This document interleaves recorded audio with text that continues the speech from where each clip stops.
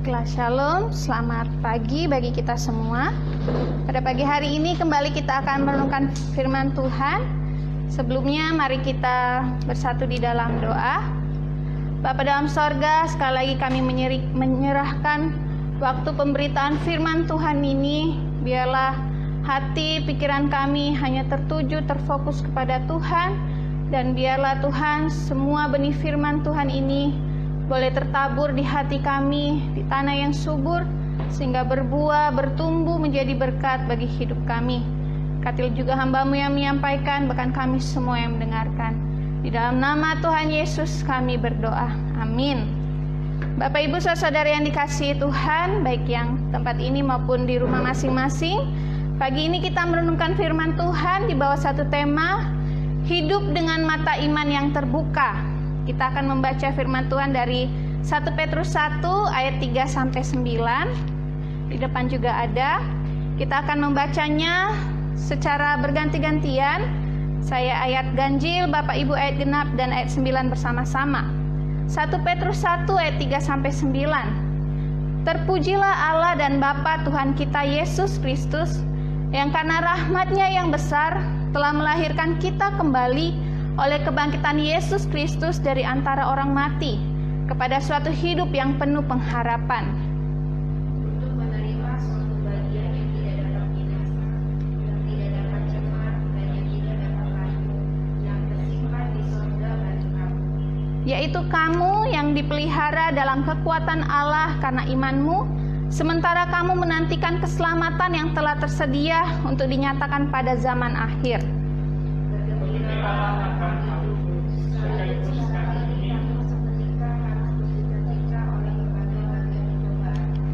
Maksud semuanya itu ialah untuk membuktikan kemurnian imanmu yang jauh lebih tinggi nilainya daripada emas yang fana, yang diuji kemurniannya dengan api, sehingga kamu memperoleh puji-pujian dan kemuliaan dan kehormatan pada hari Yesus Kristus menyatakan dirinya. Sekalipun kamu belum pernah melihat Dia, namun kamu mengasihinya, kamu percaya pada Dia. Sekalipun kamu sekarang tidak melihatnya, kamu bergembira karena sukacita yang mulia dan yang tidak berdampak. Bersama-sama, karena kamu telah mencapai tujuan imanmu, yaitu keselamatan jiwamu.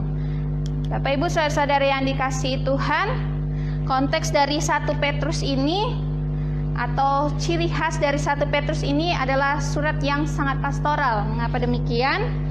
Di sini Petrus menyemangati orang-orang Kristen di Asia Kecil yang hidup sebagai pendatang di tengah-tengah banyak orang atau orang-orang di sana yang kafir atau tidak memiliki agama atau yang menyembah Allah lain. Jadi di sini pada waktu itu perikop ini yang nats yang sudah kita baca ini menyemangati mereka yang menghadapi masalah dalam kehidupan mereka, masalah yang nyata, krisis yang menyerang mereka sehari-hari. Dan ayat ini juga membangkitkan, yang ayat sudah kita baca itu, membangkitkan perasaan umat Tuhan untuk senantiasa berpengharapan dan bertekun. Nah, Bapak Ibu yang dikasihi Tuhan, pertobatan yang dialami oleh jemaat di sana, jemaat-jemaat yang dilayani Petrus di Asia Kecil ini mereka berbalik dari kekafiran. Tapi pada akhirnya pertobatan yang mereka lakukan itu menuntun mereka berhadapan dengan pencobaan. Nah, dari perikop yang kita baca ini, jemaat Tuhan dikuatkan. Mereka dikuatkan oleh Petrus agar mereka belajar dari Kristus yang juga menderita tetapi dimuliakan. Sebetulnya demikianlah pencobaan yang mereka alami setelah pertobatan sebenarnya mengantar mereka kepada kemuliaan. Jadi Petrus menasehati, melayani jemaat, menguatkan mereka bahwa pertobatan yang mereka alami atau tantangan yang mereka alami itu, pencobaan yang mereka hadapi itu menuntun mereka kepada kemuliaan sama seperti Kristus. Oleh karena itu di ayat 6 Petrus mengatakan, bergembiralah akan hal itu.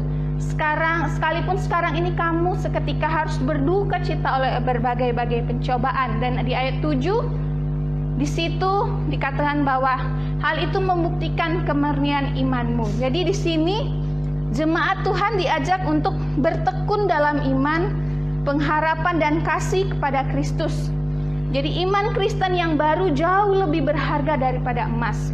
Tetapi seperti emas, Pak Petrus menggambarkan bahwa iman itu dimasukkan ke dalam api dan hanya terbukti sejati bila sudah diuji dalam api tersebut. Jadi pencobaan-pencobaan itu merupakan pengujian dari iman agar terbukti apakah iman jemaat di Asia Kecil itu merupakan iman yang sejati, iman yang sungguh-sungguh berharap kepada Tuhan atau iman yang sementara.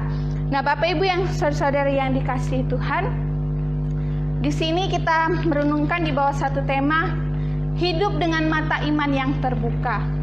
Nah, pernahkah kita mengalami iritasi pada bagian mata?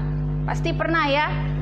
Dan hal ini pasti sangat mengganggu, terkhusus dalam hal penglihatan. Tetapi tidak hanya penglihatan saja terganggu, bahkan semua aktivitas sehari-hari kita juga terganggu oleh hal itu. Nah, kalau mata secara harafiahnya itu artinya alat atau indera untuk melihat. Tetapi dalam firman Tuhan hari ini, renungan hari ini, mata yang dimaksudkan ialah dalam arti kiasan, yaitu mata hati atau mata batin atau mata iman.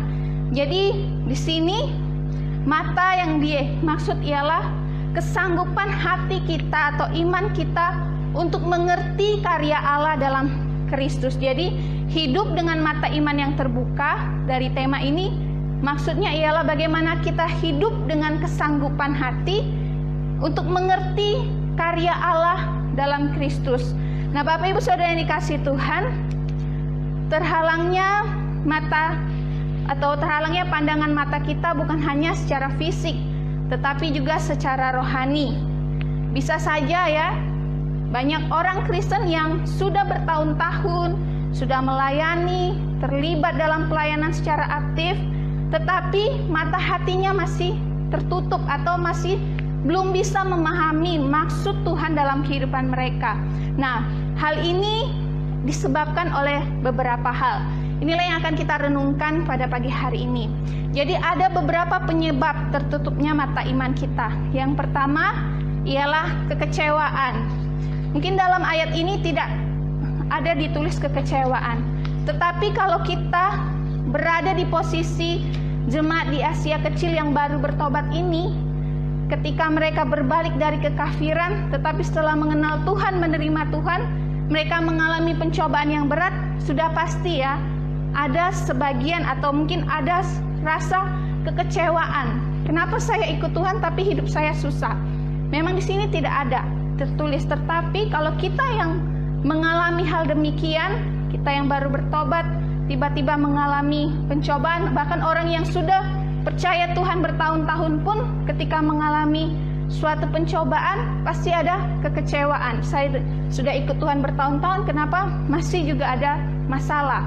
Nah, Bapak Ibu yang dikasihi Tuhan, kekecewaan merupakan salah satu hal yang menyebabkan mata iman kita tertutup. Jadi, kalau kita mau jujur, perjalanan kehidupan kita seringkali diwarnai dengan bermacam kekecewaan batin yang sebenarnya berasal dari kekeliruan kita mengenai apa dan siapa tumpuan harapan hidup kita. Jadi misalnya saja ya, ada yang menjadikan kekayaan dunia atau harta dunia sebagai tumpuan satu-satunya dalam kehidupan. Dalam persekutuan doa kita beberapa hari lalu kita sudah merenungkan hal ini juga.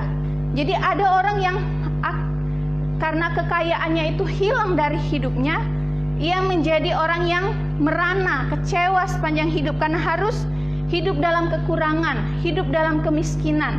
Mereka tidak seperti orang yang tidak bertuan.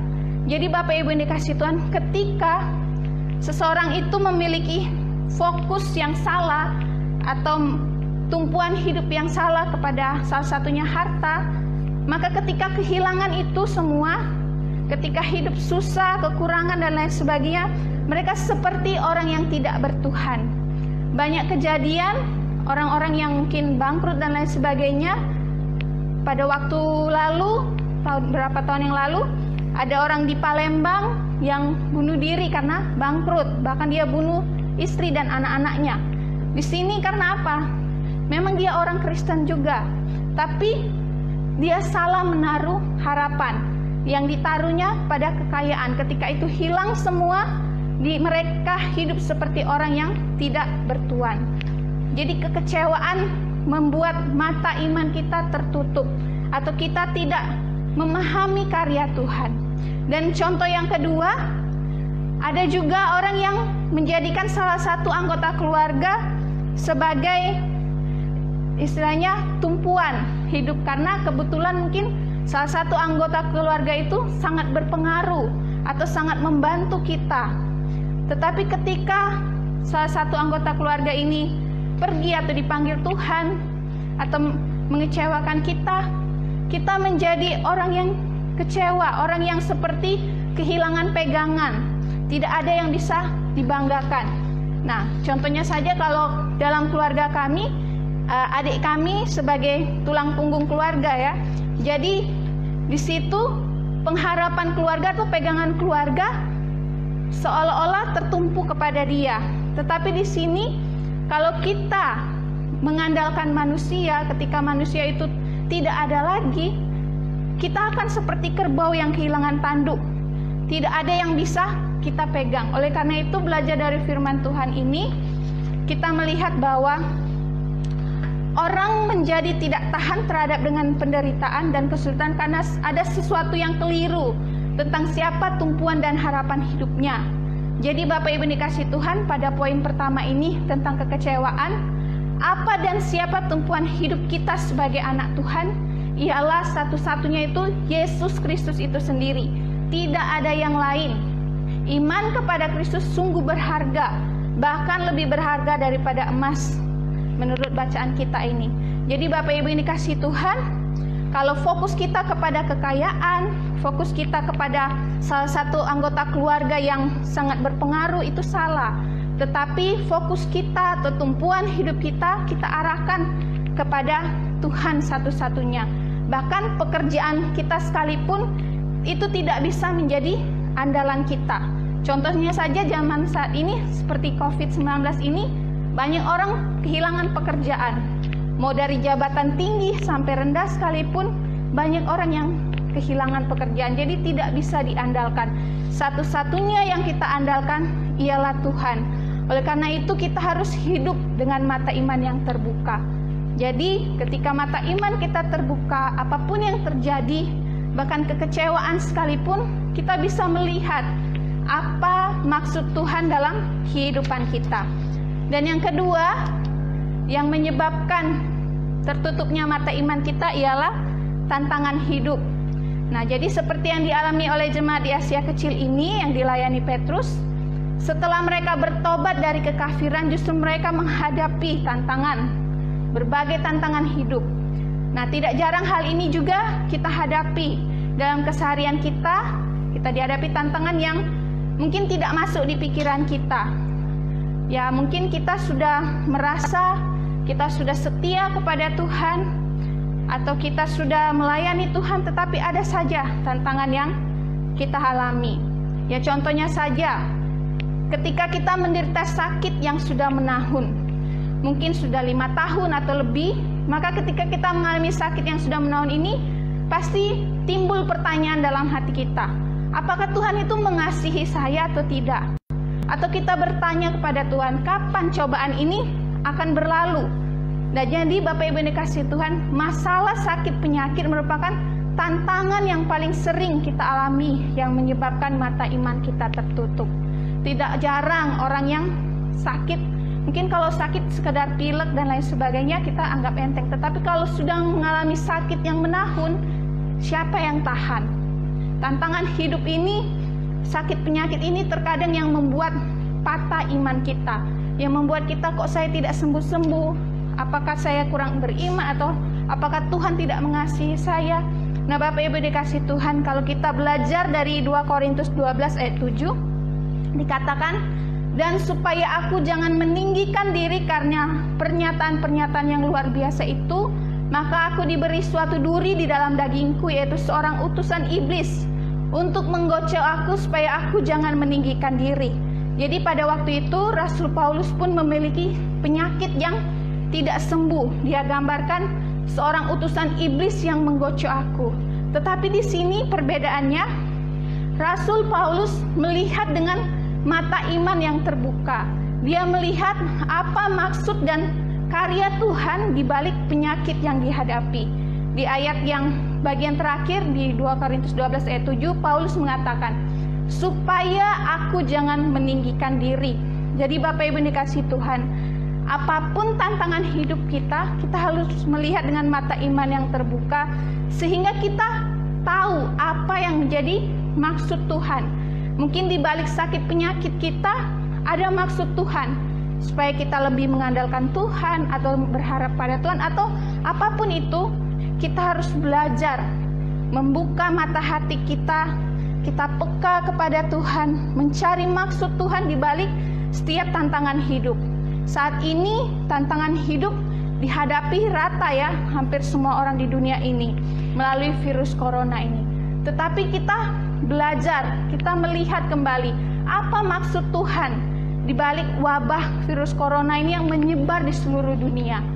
Kita cari tahu apakah kita sebagai orang percaya selama ini kurang mengandalkan Tuhan sehingga akhirnya Tuhan mendatangkan wabah ini, atau kita sebagai orang percaya kurang menjaga dunia kita atau bumi yang sudah Tuhan berikan.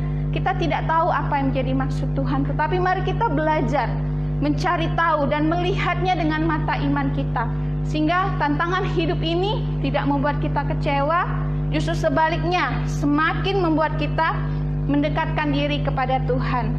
Nah, melalui firman Tuhan ini kita diingatkan dalam pelayanan Petrus bahwa kita harus menjalani kehidupan kita dengan mata iman yang terbuka, sama seperti emas yang dimasukkan ke dalam api terlebih dahulu untuk menguji keasliannya.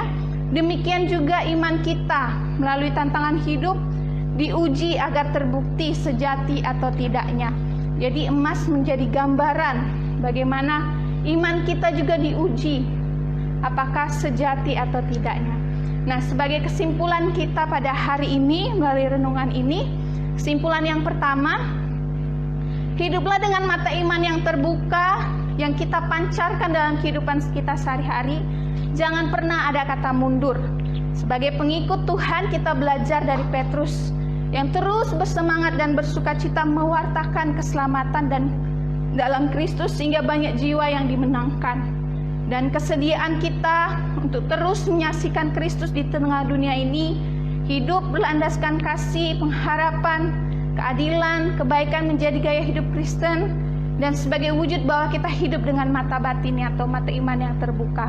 Jadi sebagai wujud mata iman kita yang terbuka yang kita pancarkan dalam kehidupan kita sehari-hari, marilah gaya hidup kita itu berlandaskan kasih, pengharapan, keadilan, kebaikan, menjadi berkat bagi orang. Jadi kemampuan memahami kebenaran yang dinyatakan Allah dalam Kristus harus kita hayati dalam keseharian melalui sikap hidup kita. Karena ada firman Tuhan juga berkata, iman tanpa perbuatan mati ya, sia-sia. Jadi dari mana kita menunjukkan iman kita yang sejati?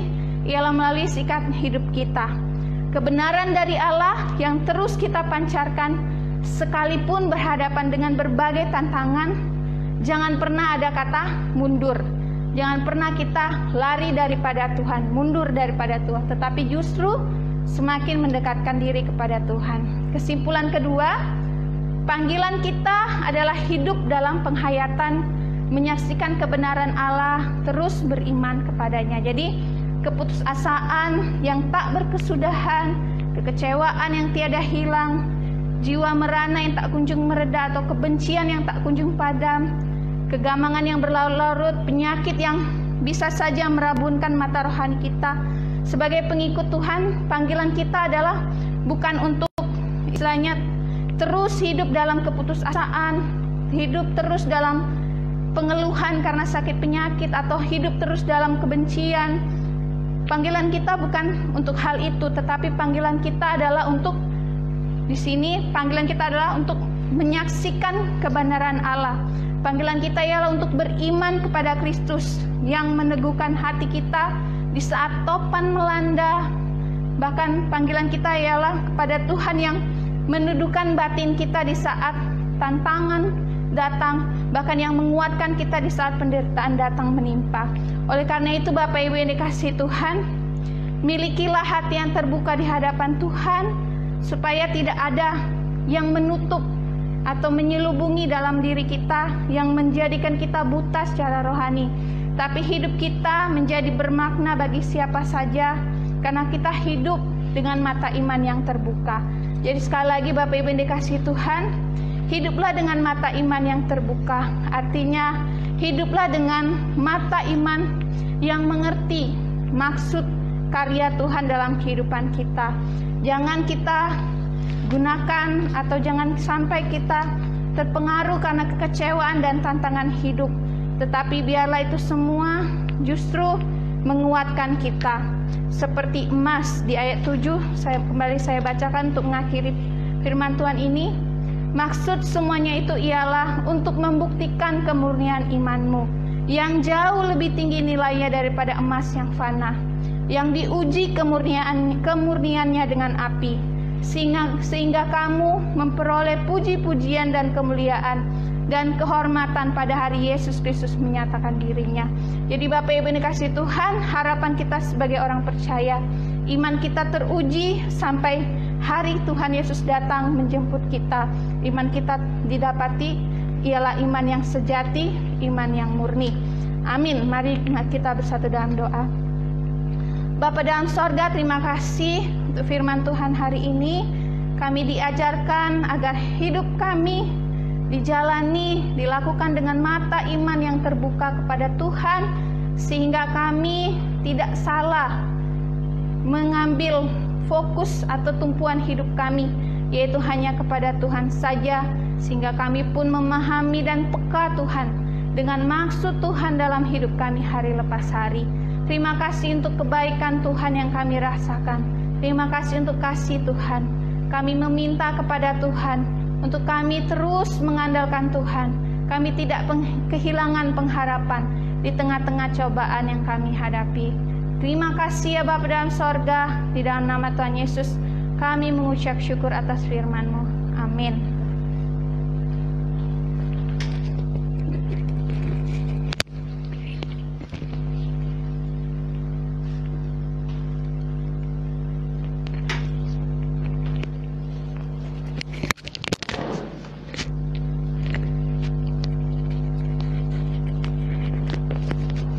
Jemaat yang terkasih di dalam nama Tuhan Yesus, yang menjadi pengumuman bagi kita, yang pertama Senin sampai Sabtu kita tetap doa malam jam 20.30 WIB.